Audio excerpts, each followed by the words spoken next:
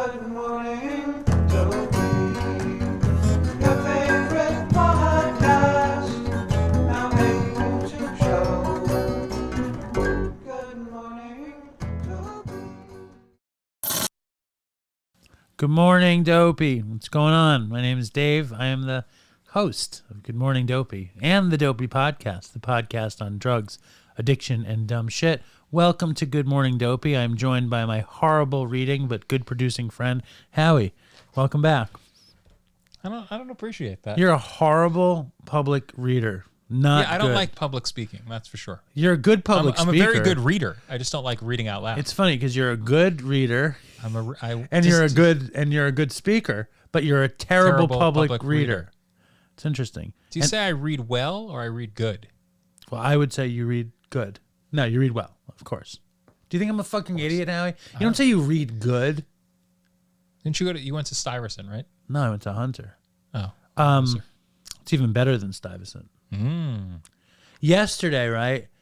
Yeah. I should save this for the show. I'm not gonna waste this on Good Morning Dopey. Yeah, Good Morning Dopey. No, yesterday, yeah, I was on my train ride home, and this woman starts talking to me. I hate that. And she said, "Did you work at so-and-so?" And I was like, "No." She's like, "Did you work at this?" I was like, "No." She goes, "How do I know you?" And I said, the train. The podcast? I said, the train. Probably the train. We're on the train. I take the train often. She's like, "Hi, did you?" And they started mentioning all these restaurants. And I was like, "No." And then we went, and then Linda and the children picked me up from the train station. We went to eat dinner. And the waiter was like, "You look so familiar." And I was like, "That's strange." He goes, "Did anyone ever tell you look like Tom Hanks?" And I was like, "Maybe one time somebody said that to me, but not often." He's like, "Okay." And then there was a guy playing music, right, in the restaurant. And he stops. He goes, "Don't I know you?" So that's three times yesterday. In one day. Yesterday. And you didn't know where any of... None of them knew me from anywhere. Oh, I thought the story was going to be that you went to high school with this woman. No connection to any of them. I know, that's not a great story. Why not? Because there was no ending to it. The ending is... Make up an ending. Let's try a different ending. Okay. It turned out I went to high school with all those people. Right. No, I think it's I don't know. I felt good. It made me feel good that all these people thought they knew me. It made me feel like a recognizable famous. Face. Sure. Yeah. All right. But obviously nobody's fucking watching Good Morning Dopey. It's like, don't I know you from Good Morning Dopey? You do a show. Hold on. We're voicemail from her. We're doing this thing. We're doing this thing. What is that? I'm going to read things. I'm going to read comments. I love the comments. If I can find them. What were you just playing? I don't know. The ad popped up. I can't read the comments. I don't know how to use this thing. It's all fucking videos. Why don't the comments come up? How do I see the comments, Howie? Are you using the YouTube Studio app? No. I don't know what I'm doing. Go into the YouTube Studio app and they have the comments tab. Oh, really? That's right. Jesus. Howie, can you talk to the audience while I find this thing? Yes, I will. There's actually something very serious I want to talk to everybody about, both of you. We need to talk about getting me a better setup here.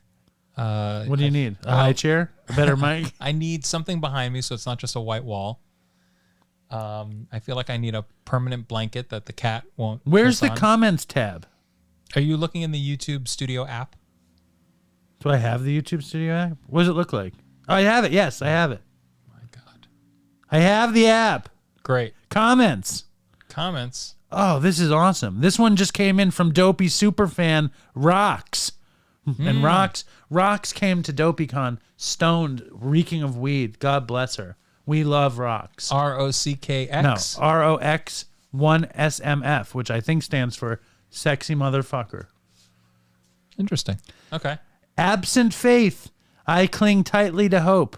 I find the odds of success slightly more in my favor without the excuse that the fickle finger of fate might be having its way with me. Sally Forth. That's even harder to understand than the Daily Reflection, right? Yeah, I'm not.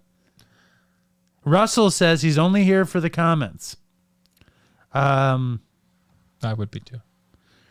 Brandon Shabe, who's recently asked me for stickers, and you will get your stickers, Brandon, says, I can relate wholeheartedly with Dave's explanation of his faith being a loose garment. I'm continually struggling with turning my will over to a higher power. As a former vehement atheist, I have a hard time accepting that it's anyone's will over mine to stay abstinent from drugs and alcohol. I go to meetings, have a sponsor, changed people, places, and things, do step work at my procrastinatory pace, and I'm actively engaging in more self-care. It's working for me. He has 6 months in a little over 2 weeks. So congratulations, Brandon. And it's me who is doing that work. Grateful for the Doposphere because I don't feel alone with this perspective of mine. Keep up the great work, Dave. Thank you. Thank you very much. Oh, look at this. Maureen Bingham says, I love Howie having an opinion as a normie with his unbiased opinion. As a normie is a thing. That's the term people use for people who don't. Normies are non-addicts, alcoholics. So that's a thing.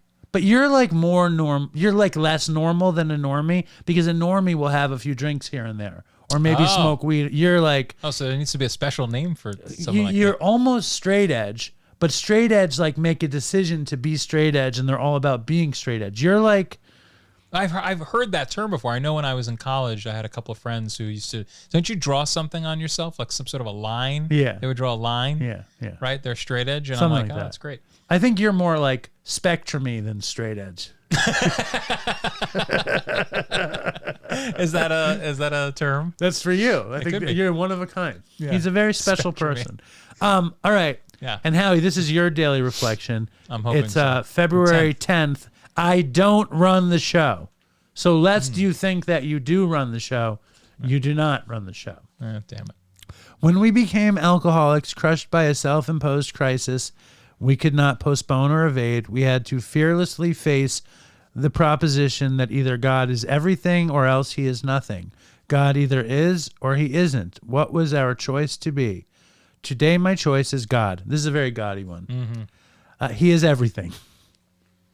For this I am truly grateful. When I think I am running the show, I am blocking God from my life.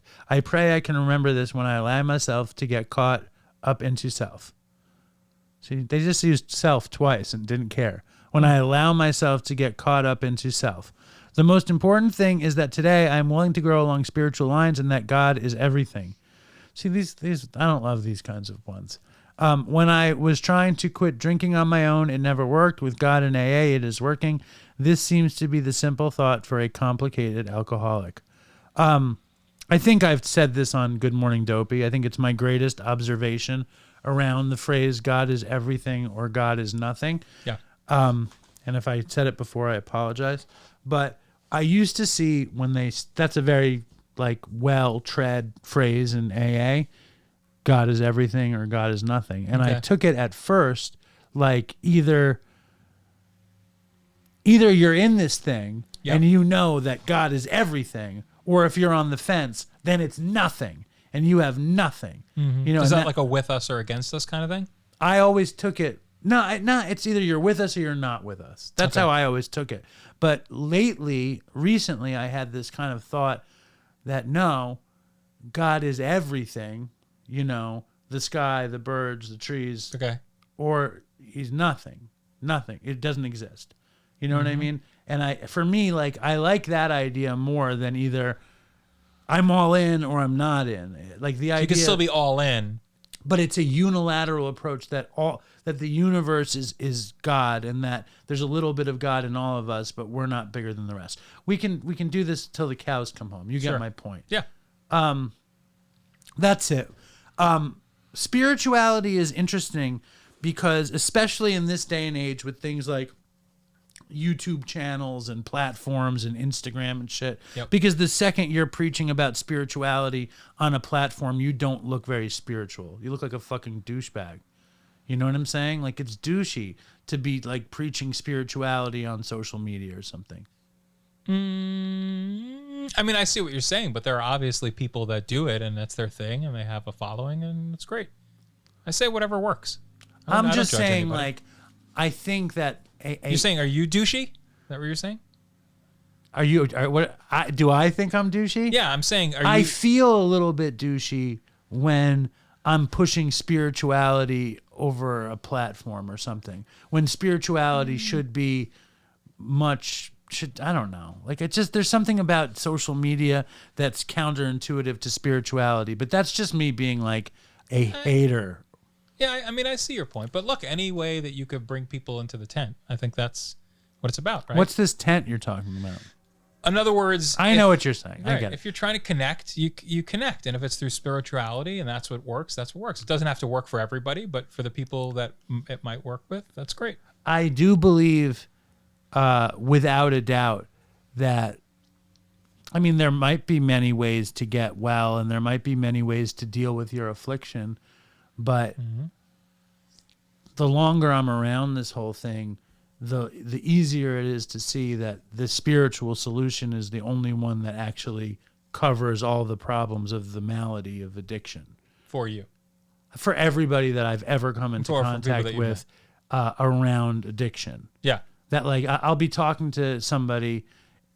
I talked to this friend of mine the other day, and they were telling me how, like, they were restless, irritable, and discontented. And then, like, that's a phrase that when you have untreated alcoholism or addiction, you're restless, irritable, and discontented. And that the solution to that is by, doing the next right thing and being spiritual. Okay. And I find that to be true, even though I find that talking about it is weird. A little weird. Yeah. Okay. All right. I see that. Thanks, Howie. What do you think? How spiritual are you?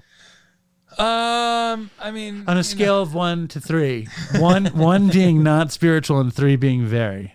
I would say I'm spiritual in the sense that, like you, I'm in touch with, the environment around me, and that I love the idea that there could be a higher power or whatever you want to call it, and there's some sort of Binding force in the universe? Yeah, something. Did you watch Star Wars? I have watched it, yes. What do you think Yesterday? about the Star Wars approach to God? What is that? What is Well, that? the force is this guiding Okay. binding force of the universe. Great. What do you think about that? Wonderful. All right, I'd great. say whatever works for you. That's my thing. Whatever works for you. I don't judge. Thanks, Howie. Thank you. What do you want? So you want a controversial opinion? Yes. I think you're an asshole if you're spiritual. I don't know. I go with the flow. Thank you, Howie. Yeah, you're welcome. Stay strong, Dopey Nation. Fucking toodles for Chris. Dopey, I'm face down on the floor.